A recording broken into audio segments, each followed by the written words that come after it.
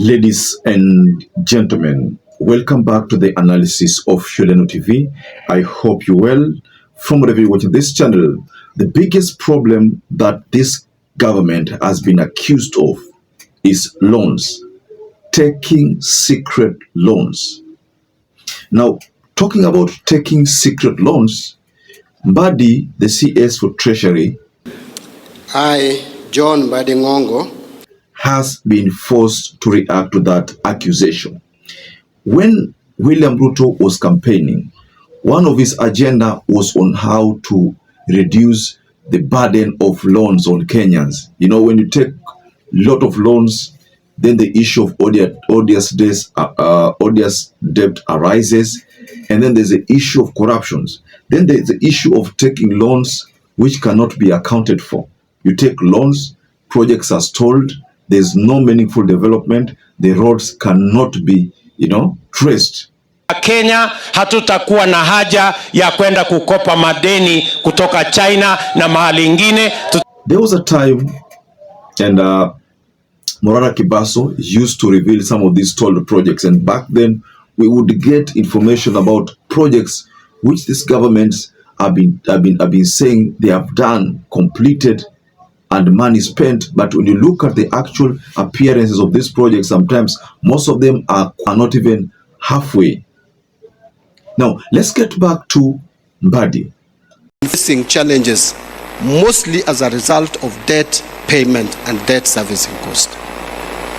That's a fact. You have been informed that now we are consuming about 48% of our ordinary revenue is going into servicing our debts in terms of interests. That is not sustainable. But according to Mbadi, these accusations about loans, stalled projects, millions being spent. Like, for instance, there's a case of the securitization scheme that had so far raised about 60 billion. That scheme had not been well explained to Kenyans for them to understand how the money is being spent. So these are some of the reasons why you find that the government is constantly being blamed. Now, for the government to vindicate themselves from this kind of blames is that they have to show the money, they have to show for the money they are using. If you said you had 60 billion and you've spent 60 billion, they need to account for this 60 billion. How did you spend it? That is the work of the government. So I'd like us to explore this story further, because Mbadi's docket ndio ile ya moto kabisa. This docket ya Treasury, ndio maana RUTO alisema kwamba acha nipatie ODM post, ndio wao wachukue lawama yote. So Mbadi, you look at Mbadi saizi, you look at the Mbadi that we had, Mbadi akona pressure nyingi sana over that docket, but according to him, he seems to be enjoying the work he does there, but pressure is being witnessed in that docket, ladies and gentlemen. So before we explore this story, ladies and gentlemen, please ensure you like this video. Ensure you also subscribe to this channel if you are not subscribed before. But to our existing subscribers, I'd like to continue thanking you so much, because without you, this channel cannot grow. When Jimmy Wanjigi surfaced and enlightened Kenyans about the issue of odious debt, according to Jimmy Wanjigi, he said that Kenya haikuwa inadaiwa, that Kenya had paid. In fact, according to him, according to his math, Kenya had overpaid everything. Now, Jimmy Wanjigi's point was that this issue of overtaxations, tariffs being increased, petrol products were skyrocketing in prices, and then the government was constantly saying that there are loans which are supposed to be paid.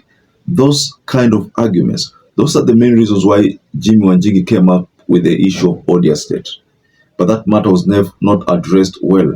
And again, Jimmy Wanjigi even offered to offer his expertise to the government if the government needed his services, so that he can actually help them track these debts. So according to Mbadi, and Mbadi is coming up with a point here which is almost coinciding with the Jimmy Wanjigi, because Jimmy Wanjigi said hakuna loan, wasitudanganya wanaongeza vitu bei kwa sababu kuna loan. But according to Mbadi anasema kwamba hawachukui loan kisirisiri.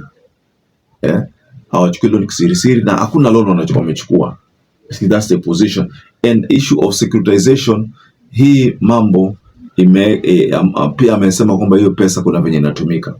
So unapata kwamba hii serikali inajaribu kujitetea, na ukiwa mtu anajitetea over something sana, anahitaja sana, then you should know that that is happening.